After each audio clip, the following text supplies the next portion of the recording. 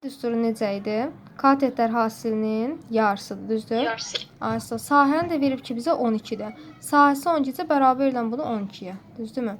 Onda deyə bilərəm A vurulsun B bərabər neçəyə? 24-ə.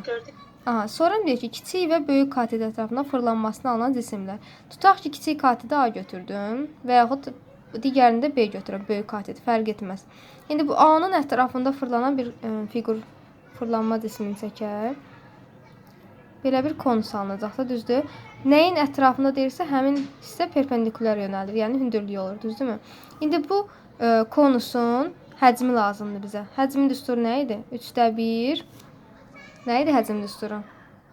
Zamanı? Aha. P-nin kvadratı, sonra H. Bir də H. İndi bərabər hesablayaq. 3/1 vurulsun. Pi-miz var bizdə? Yoxdur. Pi-ni bilmirəm. R-im neçədir? Orada 80 var. Hə, yəni ki, pi-nin qiymətini verməyib də, axır, yəni pi kimi saxlayıram. Sonra radiusum neçədir bilirəm burada? Yox. Mənim R kvadratı, R kubu deyildi. R kubu niyə?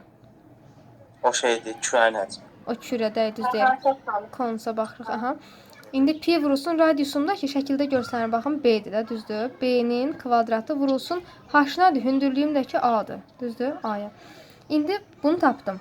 Həcmi var. İndi ikincinin həcmini tapacağım. İkinci şəkil necə olur? Bu dəfə A-ya tutaq ki, böyük katet dedim. Digər katet çəkirəm. Məsələn, kiçik katet olsun. Bu dəfə B-ni belə yazıram, A-nı aşağı yazıram. Düzdürmü? Və bunun ətrafında fırlatmağa çalışacağam. İndi bunun ətrafında fırlanmasından alınan konus görək necə olacaq. Belə bir konus olur, düzdürmü?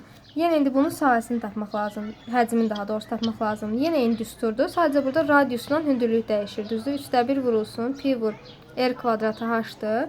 Olacaq onda 3/1 vurulsun. Deməli, pi-miz neçədir bilmirəm. Radiusum neçədir?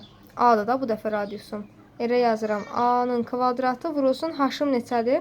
B-dir. H-ı yazdım B. Və deyir ki, həcmləri cəmi 80 pi-dir. İndi gəl həcmlərin cəmini tapaq. Yazaram onda 3/1 vurulsun. Pi vurulsun. B-nin kvadratı A üstə gəlsin. 3/1 vurulsun. A 6-dır da. Nə bildin 6? A kvadratı B bərabər 80 pi-dir. Yazıram onda 6 bir qırağa. İndi baxaq görə düz çıxır ya. Hə. Deməli 80 pi. Hə. Biz hələ ki mötərizə xaricini çıxaraq 3/1 nəyi çıxara bilərəm? Pi-ni çıxardaram. Bir də nəyi? Onu niyə topladınız ki?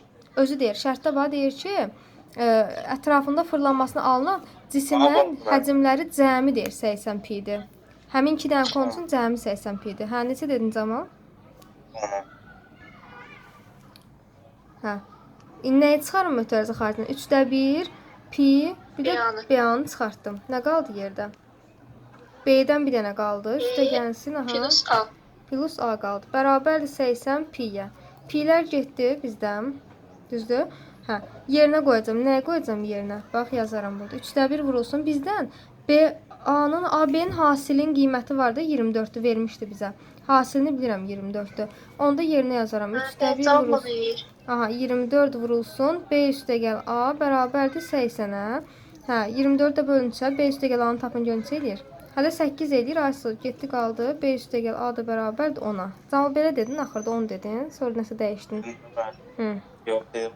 6 demişdin deyəsən, yes. Bilmirəm, nə isə. Birinci 6 demişdi, ikinci 10 dedim. Hə, yaxşı. Hə, şimdi aydın oldu. Cavab olur onda 10. Bunu da yazın. Nə bu yazım? Hı. Şəşin təşin. Yaxşı.